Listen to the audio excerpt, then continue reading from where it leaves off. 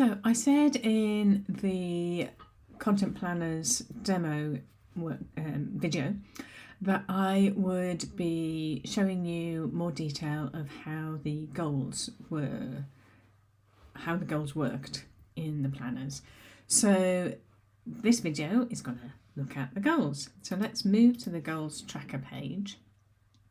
Let's ignore that there's information there at the moment. I've just created some goals just to fill out the information. So what I would say is the intention here is to be able for you to monitor and measure your goals. So we have a goals section at the bottom of the page. So if you work your way through that, it will walk you through defining your goals and progressively add data into the goals database and the metrics database so that you're set to go at the end of the time period. So for instance, if every January you set your goals for the year, then you can go through and do this once, and then throughout the rest of the year you're just looking at recording your metrics, and you can then look at the dashboard to see the results, and you don't need to worry about how to set it up. So this video is about how to set it up. So goals are different for every company. Every business wants to achieve different things and measure different things, and it depends where you are on your journey as to what you want to be measuring. So what I've done in these goal trackers is to do the simple version at the moment. So it will work in one way, but there is the ability to customize it to add extra complexity into your goals. So I will cover the way that it's set up to run out of the box. So as we walk through the goals, you can write down what you want to achieve. In this example, we are setting up goals, monthly, quarterly and annual goals about what traffic I want to achieve this year.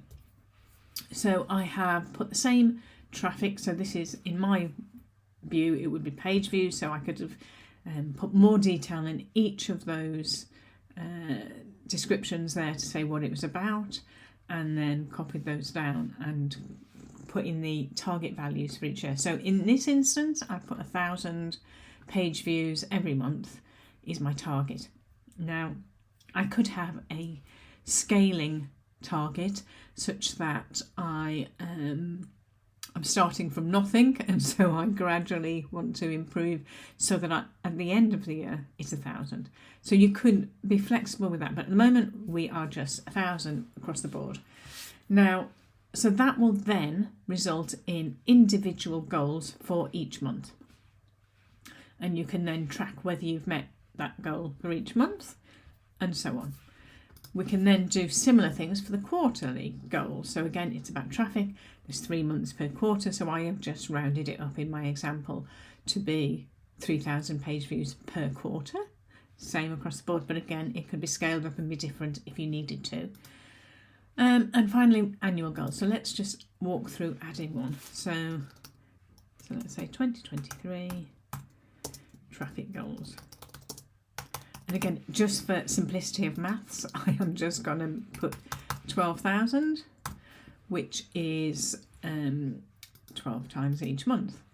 So depending on how we want to create, we don't even need to open that, sorry.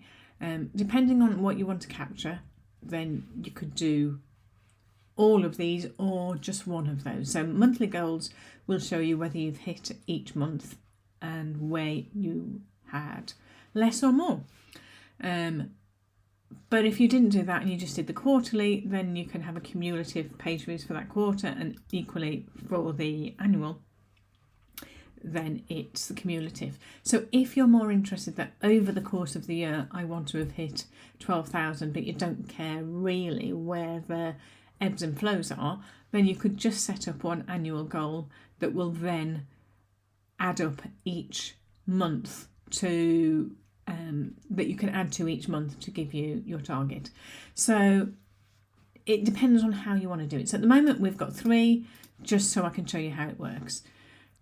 So now we have the goal set up. We want to set up what metrics we want to capture to measure the goals against. So within the page we've got a series of questions that you can answer to try and help you think more about the goals. But once you get so far down, what we really want to get to is, or the purpose of this video about how the goal trackers work, is to enter what metrics we want to capture. So for ease, I have already entered the metrics for each month. So because we've got monthly goals, then I want to be measuring my website views every month so that I know what the figures are on a monthly basis. If I was measuring it, if I just wanted the quarterly goals or the annual goals, so I wasn't checking on a monthly basis, or didn't need to check on a monthly basis, then I could just have the one metric, say for the year, and have that linked in here. But I want to keep track on the monthly one, so this is the most that you would need to do. So to do that, I need to say, right, okay, I've created these goals, these metrics, say what type of metric it is, just for your benefit more than anything else, and the check-in date that you want to check on, that you want to do that measurement. You can put in where you will find the data, so it could be Google Analytics, it could be your Etsy stats page, who knows, wherever you decided that's where you're going to check to find out what that metric is. You could put a URL in there so you could just click on it each time. It's up to you how you use that. And what we now need to do is relate these metrics to the goals that we created before.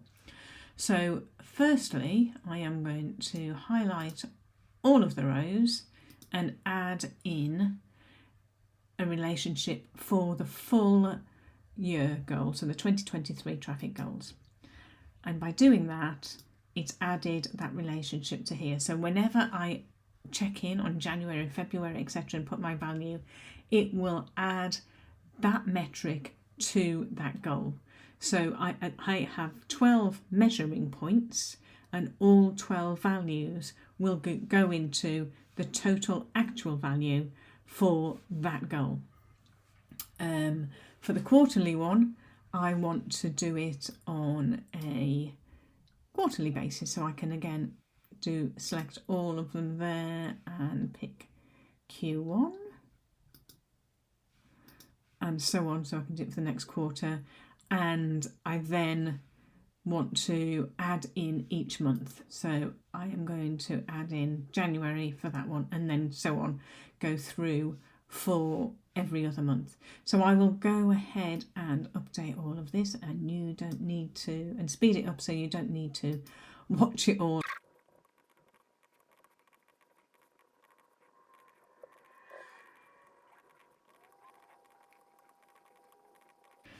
So there, we have the setup done. So it takes a while to do the setup, and as I say, we're doing it, creating the most amount of data here just to show you. So I'm creating monthly targets or monthly goals, and therefore I need to have metrics that are on a monthly basis. So that's why we've got so many here. So we've set it up, and now we are ready to enter the data when our check-in point comes in. So this table here, as with this table here, are exactly the same table that we've got up here. So this is the goals table, just presented in a different way. And this is the metrics table, again, just presented in a different way. So we've got the relationships, we've got everything that has been entered before. So I put it down at the bottom because if you're filling in the worksheet questions about setting your goals, then it's at the point where you need to be thinking about it that they're there. But you could set it, once you know what you're doing, you could set it all up here beginning of the year, and you don't even need to scroll down. So it's all there, it's just different views of the same data. So what we've got is multiple relationships on each one, and each one tracking the information. So if we look at January, we've entered an actual value. So I've already gone through and entered some actual values. So we've entered an actual value of 1,010. We know the target was 1,000. So it's exceeded the target by 1%. So we have a full, and I don't know what this is called, a disk. It's not a pie chart. I don't know. But it's full. So graphically it's showing you it's full. The same with February is 750. So it's hit 75% of the traffic, and so on. So as you go through and enter each value for each month, then you are seeing how you measured up against the target for each month. From a quarterly perspective, now we haven't specifically entered anything for the quarter, other than created this relationship against the goal. So we know that rows 1, 2 and 3, or January, February and March, are linked to Q1, Q1 and Q1. So the sum of 1,010, 750 and 1,200 should be 2,960. So it's slightly below the target, so it's 98.6%. The colours are that you can't really see whether you've hit it or not. I mean, you're damn close, but yeah, it's not quite done it. Whereas for Q2, which are these 3 rows here, we have the total value for those 3 rows has exceeded the amount, so we're 103%. Q3 is below, and Q4 we bang on the amount. I think I must have got bored with the data, so I just put 1,000 in. So we can see that without entering any more data, other than the 12 months, we can still measure different goals, all based around these relationships. So from an annual goal perspective, all 12 records are linked to the 2023 traffic goals. So it's the sum of all of these values, which ends up being 12,010. So I mean, that's just pure chance that it's 100%. I was just putting numbers in willy-nilly. So that's hit 100% there. So that's essentially how the goals work out of the box. Now, if you wanted to measure different types of things, then you can, if I look at the goals here, so the calculation we have are these, or the presentation, so where you've got the disc that's displayed on the dashboard, are these 3 goals here. So within the goal, you've set that it's a monthly goal, or it's a quarterly goal, or it's an annual goal. And depending on which time period you've set that goal to be, will display which one. So these calculations will still occur, but they're not necessarily relevant for the one that you want, the particular time period that you're interested in. Interestingly, they all do seem to meet it, so I might need to rethink that. But at the moment, they're all the same. And if I edit that formula, it's just a simple formula. So this floor part of it within Notion is just making the number more round. So it's timesing it by 1,000, then dividing it by 1,000, so that the percentage is a bigger number rather than it rounding down all the time. But it's really just dividing the actual value by the target value, and it's simple as that. Now, if you wanted to have a more complex way of calculating the goal, then you can just adjust that calculation that takes into account the actual and target value. Maybe that you want to divide it by the current month where you are in the year and find out the percentage from there, and so on. So there's lots of different things, but you can just change that, bearing in mind that calculation will change for all monthly goals.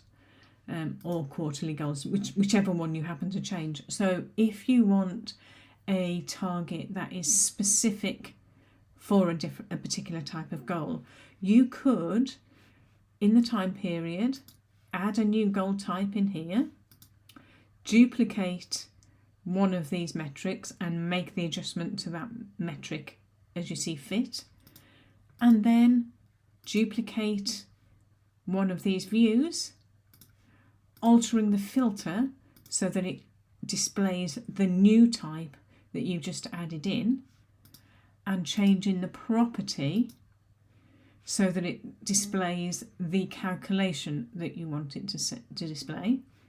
And then you can have all of your different goals along the top. So you can have different types of goals as you see fit.